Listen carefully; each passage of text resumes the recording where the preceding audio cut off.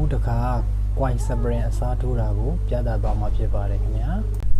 ပျက်စီးသွားတဲ့ coin စပရင်မှာအစားထိုးဖို့အတွက်ခပတ်အောင်ပစ္စည်းဆိုင်ကနေ coin စပရင်ပါတဲ့ဘူးတစ်ခုကိုဝယ်လာပြီးတော့အဲ့ဒီထဲက coin စပရင်ကိုထုတ်ပြီးရင်ကိုယ့်ရဲ့ဒီခပတ်ဘူးထဲမှာအစားထိုးထည့်သွင်းသွားမှာဖြစ်ပါတယ်ခင်ဗျာဒါကတော့ဝယ်လာတဲ့ဘူးထဲမှာပါလာတဲ့ coin စပရင်လေးရဲ့အနေထားလေးပါခင်ဗျာအဲ့ဒီ coin လေးကိုဘူးဟောင်းတွေကထုတ်ပြီးတော့ကျွန်တော်ဘူးတွေကိုထည့်တဲ့နေရာမှာ coin စပရင်ကိုအထုပ်သွင်းလုပ်တဲ့ကရိယာမရှိတဲ့အတွက်လက်ကိုအားကိုးပြီးတတိထားလှုပ်ဆောင်တာပဲဖြစ်ပါလေခင်ဗျာအဲ့ဒီ coin စပရင်လေးရဲ့ရုံးကန်အားကအရန်တန်မာတဲ့အတွက်ဒီ coin စပရင်လေးကိုဖြီးတဲ့နေရာမှာတော့ပြန်ရစ်ထဲတဲ့နေရာမှာတော့အတော်လေးကိုတတိထားပြီးတော့ဆောင်ရွက်ခဲ့ရတာပဲဖြစ်ပါတယ်ခင်ဗျာ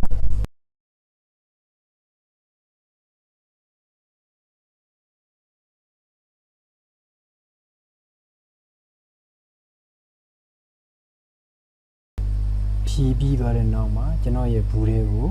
ရစ်ထဲပါတော့မယ်ခင်ဗျာ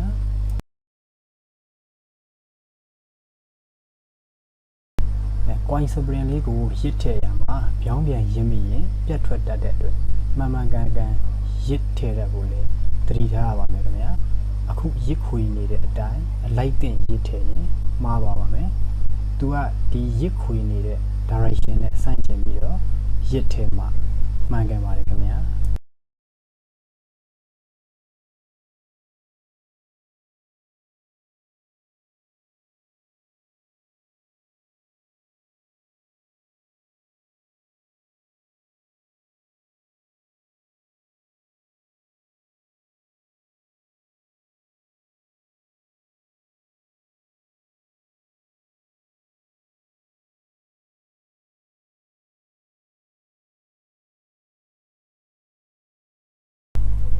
ခွေးပြီးသွားရင်တော့ starter ပူလီလေးရဲ့ guide မြောင်းတဲ့ကို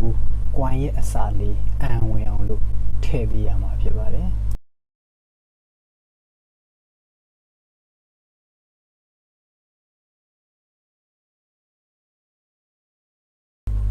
ပြီးသွားရင်တော့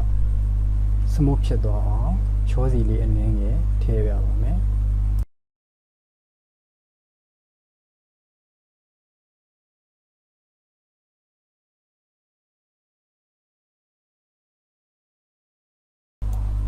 သူ့ရဲ့မူလခံခွက်အဖြူလေးကပ်ပြီးပူလီလေးရဲ့ကလစ်လေးတက်ပြီးရင်တော့အောင်မြင်စွာပြီးဆုံးပါပြီ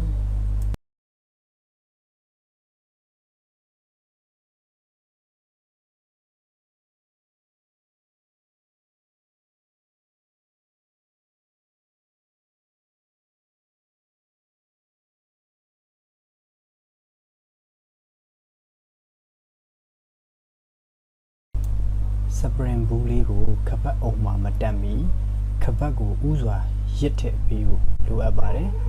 ဒါမှသာကြိုတင်းထားတဲ့စပရင်ကပြန်ဆွဲပေးမှာဖြစ်ပါတယ်ခင်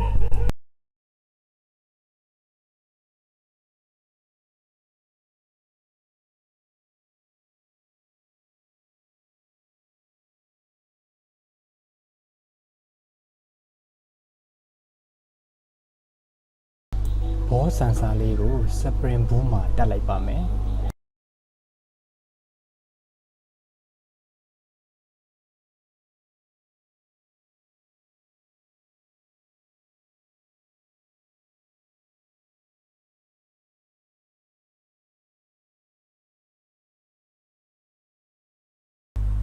ခပတ်အုံကဝင်ရိုးကိုစပရင်ဘူးတွေကပူလီရဲ့ကီးလိုင်းလေးတွေနဲ့ကွက်တီကြအောင်ညှိထည့်ပေးရမှာပါ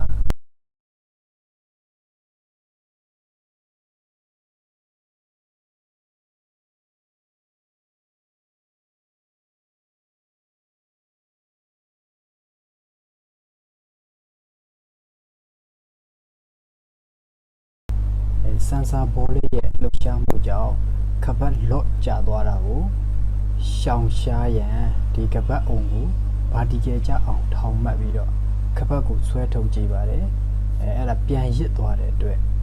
coin အစားထိုးခြင်းအောင်မြင်ပါတယ်ခင်ဗျာ